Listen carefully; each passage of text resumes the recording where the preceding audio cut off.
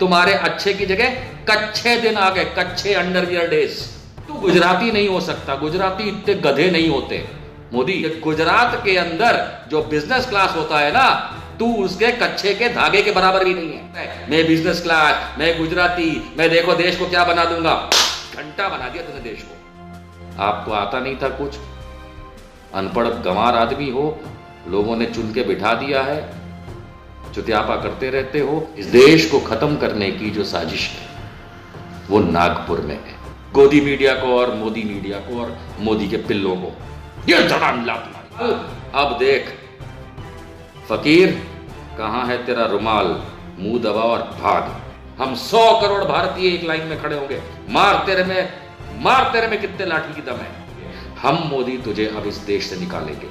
साले मोर ना चाहेंगे, बताइए आप, तेरा मोर बना देंगे मोदी को। देख, हमें इस मोदी को इस देश से भगाना है, और जो इसका पिल्ला रास्ते में आएगा, मेरी आंखों की तरफ एक बार देख ले, ये कुछ भी नहीं है। अगर इस देश ने तुम्हारी तरफ आंख निकाली, संघियों चड्डियों में हक दोगे, बता रहा हूं। लॉकडाउन के समय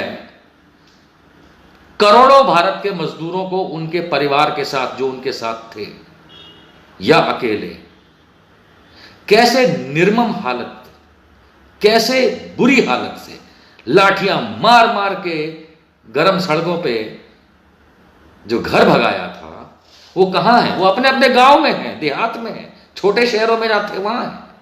तो जब वो वहां है गांव देहात में, तो फैक्ट्री कौन गोलवालकर की औलादें चला रही हैं? कौन चला रही है फैक्ट्रियां?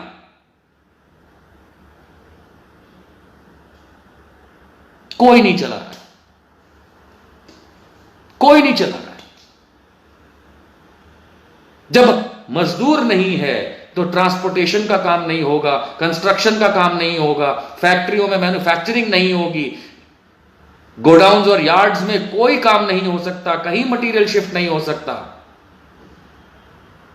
तो ये आपने जो कदम उठाए थे भारत के लिए, बेअकल नरेंद्र मोदी, खोटे सिक्के किससे पूछ के उठाए थे? साले हिटलर की औलाद हो कि मन आया तुमने तलवार निकाली और चढ़ गए।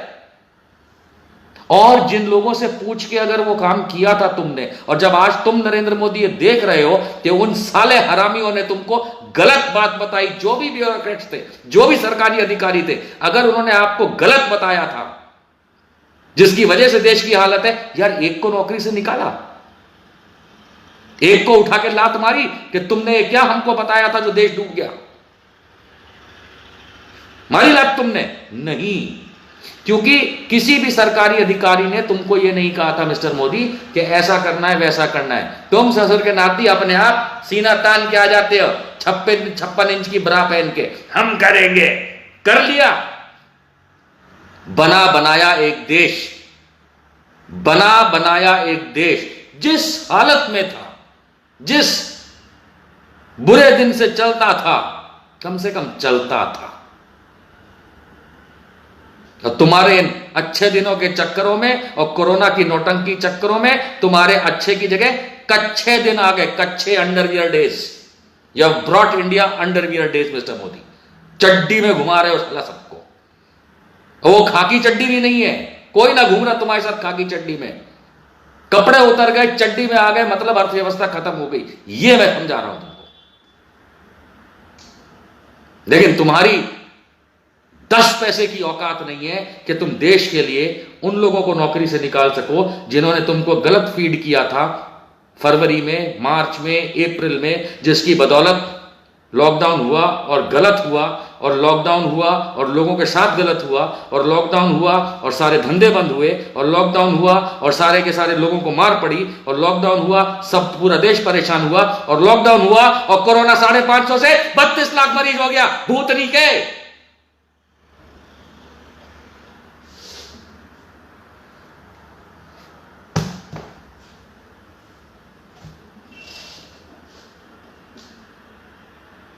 तू गुजराती नहीं हो सकता, गुजराती इतने गधे नहीं होते मोदी। तू कहीं ये जो बार बार तू कहता है ना कि मैं वडनगर के रेलवे स्टेशन पे चाय बेचता था, उस जमाने में जब रेलवे स्टेशन होता भी नहीं था, पक्का दामोदर भाई को तू कोई पड़ा हुआ मिला था सड़क पे, उठा के लाए तेरे को, ये मेरे को ऐसा लगता है, क्योंकि गुजराती ऐसे नहीं होते। वो सड़क भी कहीं पता नहीं कहां होगी, बांग्लादेश में या कहीं पाकिस्तान में, वहां से उठा के लाए तेरे को,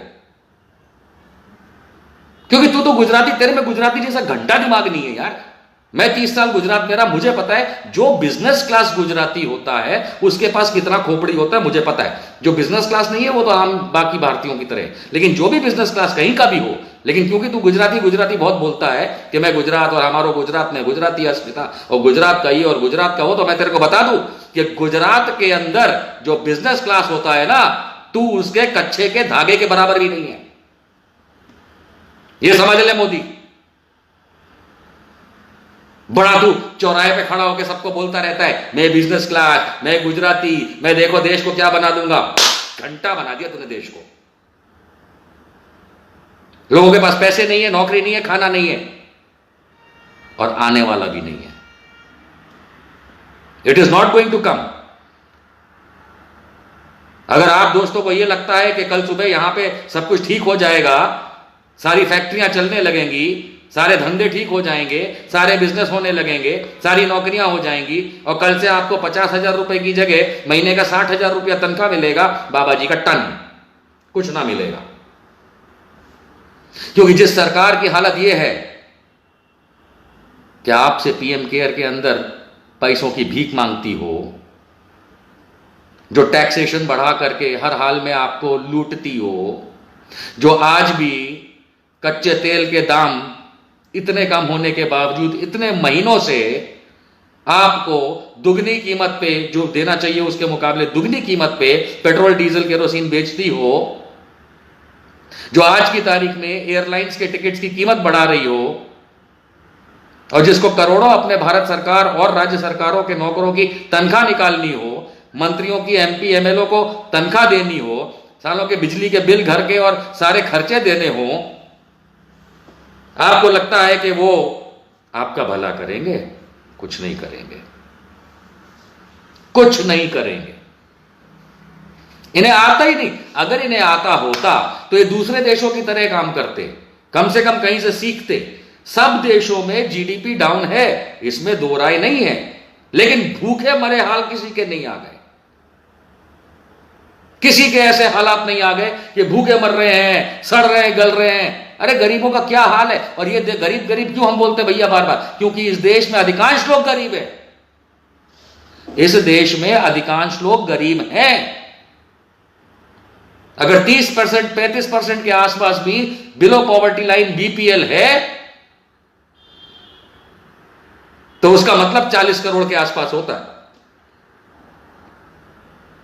कि 40 करोड़ लोग इस देश के अंदर गरीब हैं। और गरीब कौन होता है? जो 2 वक्त की रोटी नहीं कमा पाता भाई, जिसको मध्याह्न भोजन पे बच्चों को रखना पड़ता है भाई, जो मुश्किल से 60 70 80 रुपए रोज कमा पाता है भाई, वो होता है गरीब इस देश में। और उससे भी ज्यादा इतने सारे गरीब हैं जो कुछ भी नहीं कमा पाते, दान पे जीते हैं।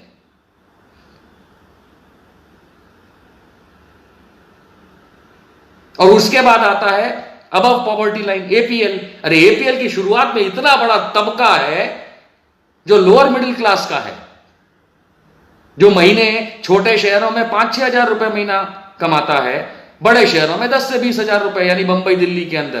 क्या होता है बंबई दिल्ली में 10-20 हजार रुपया महीना? क्या होता है कानपुर में, कोयंबटूर में, या पुणे में, या लुधियाना में 5-6 हजार 7 हजार की नौकरी करना? क्या होता है?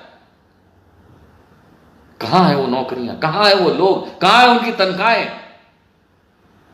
न्यूज में आपको समझा दिया जाएगा बड़ी कंपनियां अब अपनी 10% कटौती कर रही हैं, 20%। अरे बड़ी कंपनियां गई भाड़ में। पूरे इंडिया में सारी की सारी बड़ी कंपनियों में जितने लोग भी नौकरी करते हैं वो 1% भी नहीं है पूरे देश की जनसंख्या के।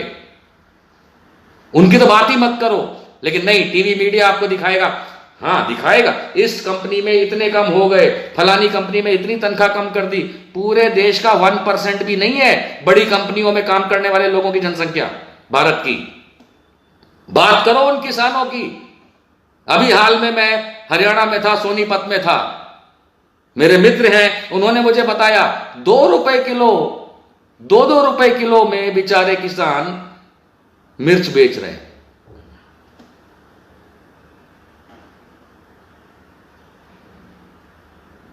क्या होगा? क्या खाएगा वो किसान? क्या खाएगा? आपको यहां लगता है कि ठीक है भैया, आपको आजकल सस्ती सब्जी मिल रही है, पर वो सस्ती सब्जी का मतलब क्या है? किसान की क्या हालत है? अब बोलेंगे किसान के पीछे क्यों पड़ गए? तो इस देश में सबसे बड़ा तबका जो है कमाने वालों का, वो किसान होता है। वही कमाता है अपने परिवारों के लिए। ये खेती प्रधान देश है। लेकिन नहीं, मोदी जी घंटा फर्क पड़ता है। उन्हें तो काजू की रोटी और मशरूम की सब्जी मिल जाए, बस मोर के पीछे चोर चल देता है। शुभ्रा जी, अभी मैं कह रहा था आपसे कि आपकी इंडस्ट्री, शुभ्रा जी हैं हमारी फ्रेंड, ऑनलाइन है इस समय हमारे साथ लाइव है, एविएशन इंडस्ट्री से हैं, एयरलाइन कंपनियों वाली इंडस्ट्री जो हवाई यातायात की होती है। इस देश में क्या हालत हो गई है पता है आपको? आज ही मुझे एक मित्र ने बताया, चेन्नई से दिल्ली दिन में एक ही फ्लाइट है डायरेक्ट। आप समझ सकते हैं कि कितना बड़ा रूट है चेन्नई दिल्ली का ऑन अ डेली बेसिस, और एक फ्लाइट है डायरेक्ट, एक ही फ्लाइट है चेन्नई से दिल्ली। आप इमेजिन करिए, ये एक एग्जांपल दे रहा हूं, इसका मतलब लोग ट्रैवल नहीं कर रहे, ट्रेनें बंद हैं। जो ट्रेनें चल रही हैं वो जिस तरह से चल रही हैं अलग है, लेकिन क्या नॉर्मल ट्रेनें शुरू हुई? नहीं हुई। ऐश्वर्या जी बता रही हैं गोरखपुर में 120 रुपए किलो मिर्च मार्केट में बिक रही। कौन खरीदेगा? कौन खरीदेगा? हमेशा हम बात करते हैं ऑटो इंडस्ट्री की, ऑटो इंडस्ट्री के अंदर काम नहीं। ऑटो इंडस्ट्री में तो काम नहीं है, और वो इसलिए नहीं है कि खुदा ना खास्ता अगर आपकी जेब में इस समय 1 लाख रुपए भी आपके पास जमा पूंजी पड़ी है ना, तो मैं आपको कह सकता हूं कि आप में हिम्मत नहीं है कि 10,000 रुपए का जाके मोबाइल खरीद सको, क्योंकि आपकी कमाई का कोई भरोसा नहीं है, इस देश की कमाई का कोई भरोसा नहीं है। सवाल यह उठता है कि आज की तारीख में जब अर्थव्यवस्था, खुद आरबीआई ने मान लिया है कि इतनी बुरी तरह हिट हुआ है और बहुत लंबा समय लगेगा नॉर्मल होने में, ठीक है, गलती करी मोदी जी आपने, आपको आता नहीं था कुछ, अनपढ़ गंवार आदमी हो, लोगों ने चुन के बिठा दिया है, चुतियापा करते रहते हो, और उस बदौलत ये कि देश आज की तारीख में खड्डे में है। पर अब आगे क्या? अर्थव्यवस्था तो ठीक नहीं हो रही, इसमें कोई हमको, अरे सीतारमण जी तो गायब ही हैं, जब से पता नहीं क्या हुआ, निर्मला सीतारमण जी तो गायब है। You understand? गायब, आयोडेक्स का ऐड आता था, गायब, पोचू पोए। तो ये हाल है इस देश के अंदर। हमको ये नहीं पता हमारी इकोनॉमी कहां जा रही है, अर्थव्यवस्था कहां जा रही।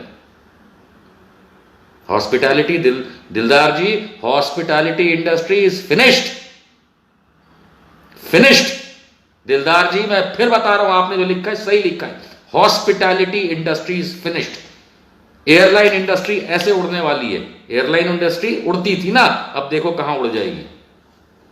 $45 बिलियन की जरूरत है एविएशन इंडस्ट्री को बैक ऑन ट्रैक लाने के लिए। $45 बिलियन। कहां? नानी तेरी मोरनी को मोर ले गए, बाकी जो बचा चौकीदार चोर ले गए। इस देश को खत्म करने की जो साजिश है वो नागपुर में है, और आज की नहीं, बहुत पुरानी है। इनको मौका चाहिए कि देश पे अगर किसी भी तरीके के हालात टेढ़े मेढ़े हों, उसको बढ़ा चढ़ा करके ऐसा रौंद डालो इस देश को, तभी तो हाईकोर्ट ने चांटे मारे मीडिया को और संघियों को, खींच खींच के चांटे मारे। पहले बॉम्बे हाईकोर्ट ने चांटा मारा तबलीगी जमात को लेकर के, जिस तरीके से मोदी की मीडिया, गोदी मीडिया ने और संघियों ने और भाजपा प्रवक्ताओं ने तबलीगी जमात और मुसलमानों को जिस तरीके से कोरोना वायरस के नाम पे बदनाम करने की कोशिश करी, क्या किया था बॉम्बे हाईकोर्ट ने? यह ठपाक चाटा। और उसके बाद दिल्ली हाईकोर्ट ने क्या किया? यह धड़ाम लात मारी इन लोगों को, गोदी मीडिया को और मोदी मीडिया को और मोदी के पिल्लों को, यह धड़ाम लात मारी। एक हाईकोर्ट चाटा मार रहा है, एक हाईकोर्ट लात मार रहा है, तब भी खोपड़ी में नहीं आता इनके। लातों के भूत बातों से नहीं मानते, ये लातों के भूत नहीं है, ये कोई और ही टाइप के भूत हैं। सवाल ये उठता है कि आज की तारीख में जब देश के अंदर कोरोना वायरस के नाम पे जो तुमने कोरोना स्केयर स्कैम चला रखा था है मिस्टर मोदी, जिसके नाम पे पहले तो आपने देश को डराया, देश को घर के अंदर डाल दिया, पुलिस वालों से लेके संघियों से लाठियां पड़वा दी, लोगों को फियर साइकोसिस पैदा कर दी, दुनिया भर से पैसा लेकर के तुम खुद खा गए, गरीबों और लोगों के पास तो कुछ पहुंचा नहीं। कोरोना स्केयर स्कैम करने वाले, नमस्ते ट्रंप में ट्रंप के चरण चाटने वाले मोदी, सुन, इस देश की अर्थव्यवस्था हम ठीक करेंगे। इस देश में से कोरोना है नहीं है देखा जाएगा। इस देश के अंदर जो भी करना है अब हम करेंगे, तू तैयारी कर झोला उठाने की। ना, मैं मजाक नहीं कर रहा। तेरे को पुलिस पीछे लगानी है, फौज पीछे लगानी है, अरेस्ट करा देना है, जो कराना है करा। हम तो उनके फॉलोअर हैं। साबरमती के संत तूने कर दिया कमाल, दे दी हमें आजादी बिना खड़ग बिना ढाल। साबरमती के संत तूने कर दिया कमाल, अब देख फकीर कहां है तेरा रुमाल, मुंह दबा और भाग। कोई खड़ग और ढाल नहीं उठाएगा। लेकिन अब मैं बता रहा हूं, हम किसी राजनीतिक दल से कोई, किसी भी राजनीतिक दल से कोई, मैं कम से कम मैं कोई उनसे अपेक्षा नहीं रखता। मैं अपने भारतवासियों को जानता हूं। मैं एक बहुत छोटा सा आम इंसान हूं और शायद यही मेरी ताकत है, क्योंकि इस देश के अंदर ताकत सिर्फ हम आम इंसानों के पास है, इन पॉलिटिशियंस के पास नहीं है। नहीं है। ये बैठते हैं आप आम इंसान के इस मुट्ठी की ताकत में से, इस अंगूठे से जो वोट या उंगली से वोट आप इनको देते हैं, उसकी बदौलत। अब समय है, आ गया, समय आ गया कि हम अपनी मुट्ठी इकट्ठी करें, यानी कि हम भारतीय, और इन बेगैरत मोदी जैसे लोगों को इस देश से बाहर निकालें। क्या होगा? संघी आएंगे लड़ने, आने दो, हम गांधीवादी हैं, हम हाथ नहीं उठाएंगे। कितनी लाठी मारेंगे?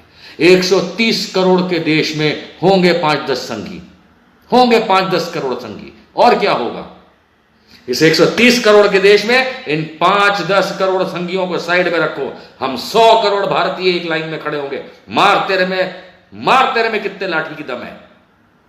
तेरी लाठियां टूट जाएंगी, हम खड़े रहेंगे। हम मोदी तुझे अब इस देश से निकालेंगे, देश से निकालेंगे। कोई हम इंतजार नहीं करेंगे कोई पॉलिटिकल पार्टी का। हम भारतवासी कहां से आएंगे? कोई लीडर नहीं। हम का मतलब समझते हो? हम, ये होता है हम पॉलिटिकल पार्टी नहीं, उंगली से वोट देने वाले लोग नहीं हैं। हम लोग इन मोदी फोदी को यहां से दौड़ाएंगे। बहुत कर लिया। अर्थव्यवस्था आज भी ठीक हो सकती है, बिल्कुल ठीक हो सकती है, लेकिन इनको अपने पैसे खानों से छूट मिले तब ना। साले मोर नचाएंगे, बताइए आप। तेरा मोर बना देंगे मोदी, तू देख। तेरे को बड़ा मोर नचाने का शौक है ना, तेरा मोर बनाएगा ये देश, देखा। और ऐसा मोर बनाएगा ना, ऐसा मोर बनाएगा।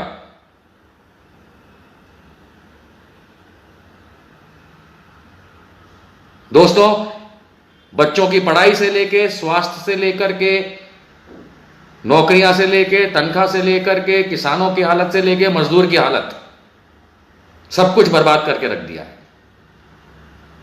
और पता है क्यों? क्योंकि एंटायर पॉलिटिकल साइंस का जो टॉपिक है ना, entire political science, Modi ji, entire political science के अंदर जो किताब आती है ना पूरे, वो एक ही किताब होती है।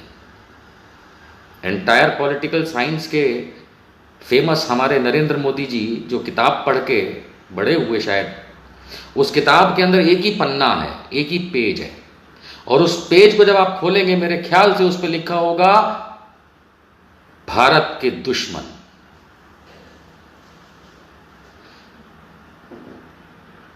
हमें इस मोदी को इस देश से भगाना है, और जो इसका पिल्ला रास्ते में आएगा, मेरी आंखों की तरफ एक बार देख ले, ये कुछ भी नहीं है। अगर इस देश ने तुम्हारी तरफ आंख निकाली,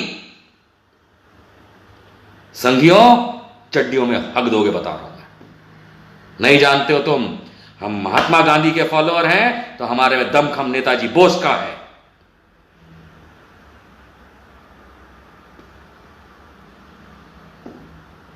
आप लोगों से मैं राय चाहता हूं, आप लोगों की जो पर्सनल राय हो कमेंट बॉक्स में लिखिए, मैं एनालाइज करूंगा।